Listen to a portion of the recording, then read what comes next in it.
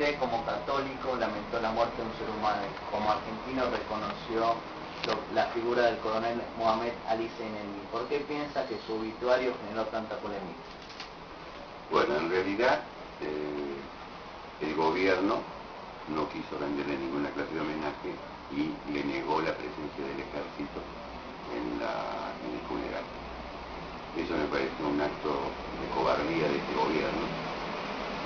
Y entonces, como tampoco fueron militares que fueron compañeros de él, con uniforme como debió haber sido, a rendirle el homenaje que merecía por ser un héroe de Malvinas y por haber sido un soldado ejemplar, porque me pareció que tenía el deber moral de rendirle el homenaje. Por eso le rendí el homenaje. Y le rendí el homenaje con las palabras de Primo de Rivera, en la obra de Falange Española, porque es el discurso fúnebre más corto que existe en la historia. Dice, camarada, fue por el asesinato, no como dicen algunos periodistas, que fue cuando proclamó a la Falange, sino fue cuando lo mataron al primer camarada de Falange, que era Matías Montero.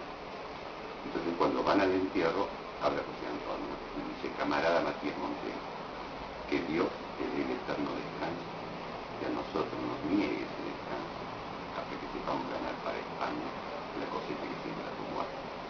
Camarada Matías Montero, entonces todos gritan presente. Ese es todo el discurso fúnebre. Son 6 renglones. Y es considerado uno de los discursos fúnebres más poéticos de la historia.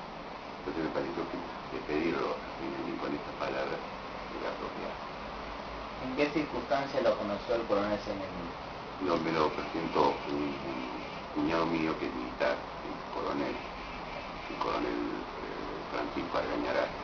Lo presentó en el círculo militar en Olivos.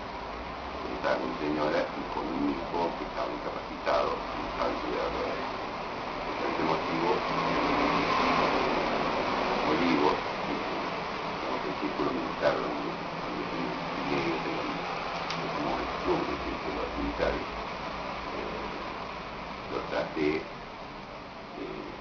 conversamos varias veces en política, de cuestiones nacionales más que de política, ¿no?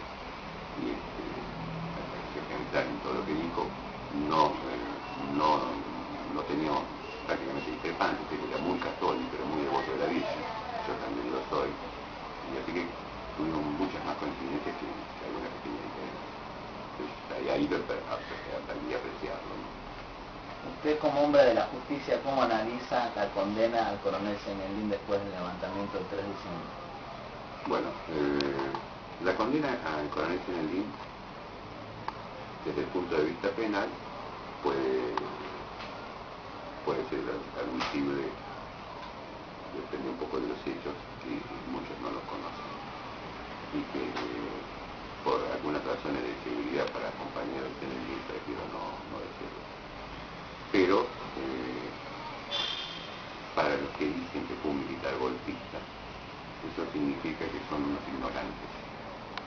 Todos los periodistas que han dicho que yo apoyo a un militar golpista. Todo el gobierno que dijo que yo había apoyado a un militar antidemocrático.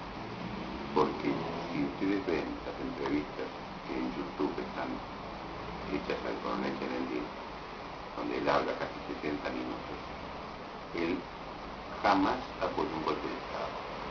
No quiso saber nada con un golpe de Estado. Y eso, desde el punto de vista jurídico, que pregunta usted, está documentado en la sentencia de los jueces que lo condenan. Hay varios párrafos en la sentencia donde hablan del interés altruista que tuvo el coronel Zeynelni. Y especialmente está dicho en la sentencia que el coronel Zeynelni no tuvo en ningún momento como finalidad alterar las instituciones republicanas. Él no quería ni cambiar el gobierno, ni quería cambiar el sistema de poder, ni el sistema republicano. Él lo que quería era que el ejército, que en ese momento era una bolsa de gatos, fuera reorganizada y sirviera a la defensa de la soberanía nacional. Eso lo declara propiamente él. Entonces él jamás apoyó un golpe de Estado, no fue un militar golpista. Y eso lo declaró él y está declarado por los 3 jueces que lo juzgaron. ¿Qué ocurre? Lo condenan a prisión perpetua, sí, porque dicen que no obstante que los intereses que él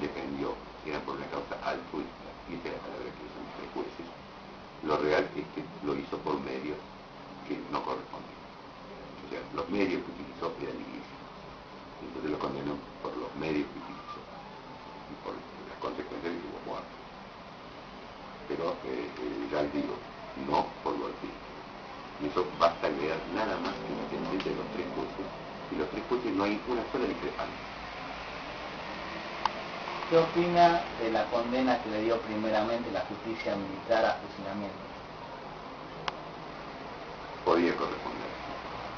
El soldado tiene que estar dispuesto a eso. El soldado que, digamos, toma una actitud de rebelión contra su jefe militar, aunque el militar sea un cárcel, lo era Balsa, que va a ser el ejemplo del antimilitar, el ejemplo del antipatriota.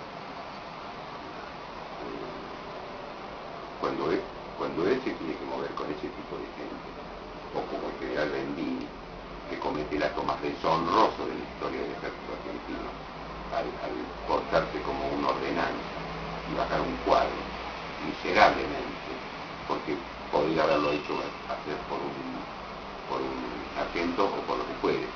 Pero si yo hubiera sido general, hubiera pedido inmediatamente la baja antes de hacer un acto de esa villanía, que es un acto de un villano. No merece el cargo de